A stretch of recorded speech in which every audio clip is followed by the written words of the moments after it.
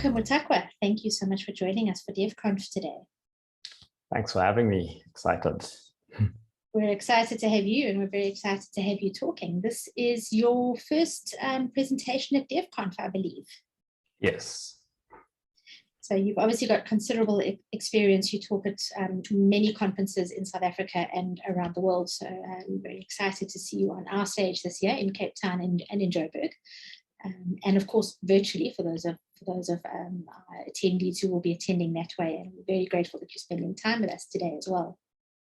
Yeah, thank you. I'm going to just jump right into it. I have a question, purely a selfish one actually. As a Scrum Master, I work with a number of different teams and a number of different organizations. And one of the things that we see in this space, you obviously deal with leadership and technology and leadership in tech.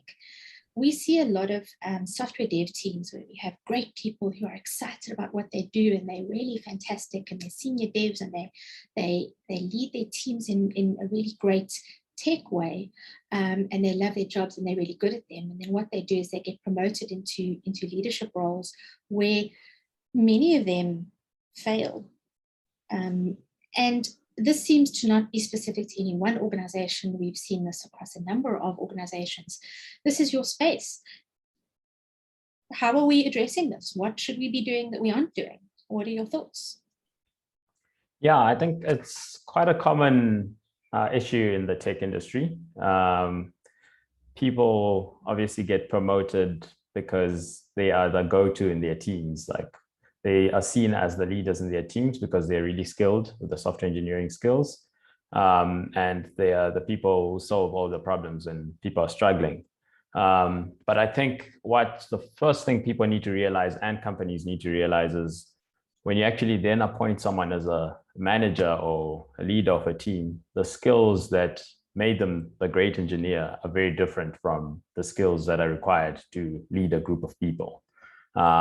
And suddenly you have someone who's been really, really good at what they do, and they end up in a space where if they haven't been prepared and aren't ready for the skills that are required for more the leadership side, they suddenly are struggling, and the people who are reporting into them are also not happy because they're not getting led in a good way.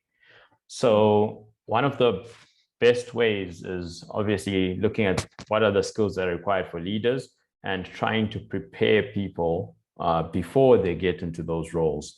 Or if you've pushed someone into that role, at least get them to start learning those skills as soon as possible so that they can grow into that leadership space. But there's also another side of it, which is also making people aware of these skills and the skill difference before you actually appoint them into the role, so you find out if they are interested in that space. Because sometimes people then realize that this is not what I'm cut out for. I actually want to go through the technical expertise path versus the leadership path. So where I've seen it work really well is when you identify potential future leaders, you start training them and building that skill set even years before you actually put them into an official leadership role. And then for those that do happen to fall into it immediately, is starting to train them as soon as they're in that role on the key skills that are mostly usually people-related and people-oriented skills as opposed to technical skills. So this leads me into your talk at DevConf, making the leap into technology leadership. What can we expect when we see you up on that stage on the 5th and 7th of April? Yeah, so my talk is really going to highlight the common mistakes that people make once they transition from being an individual contributor into a technical leadership role, the challenges you face, and that realization that there's a different set of skills required from being an individual contributor to becoming a technical leader. And in the talk, I'll highlight the common mistakes people make and how to potentially avoid them as an individual, and for companies too, if they're setting up leadership programs.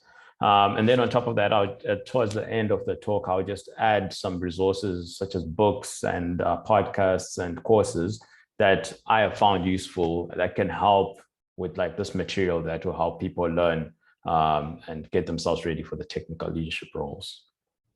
Yeah. That's awesome. What other talks have you, I'm not sure if you've had a chance to look through the program. It's obviously quite detailed and we have so many talks. What other talks are you excited about for DevConf this year? Yeah, there's quite a number of talks that I think all of them are interesting. Tech space is always Thank interesting. Goodness they are recorded, right? So we can go back and relook at the ones that we can't see because we're in 6 other streams at the same time.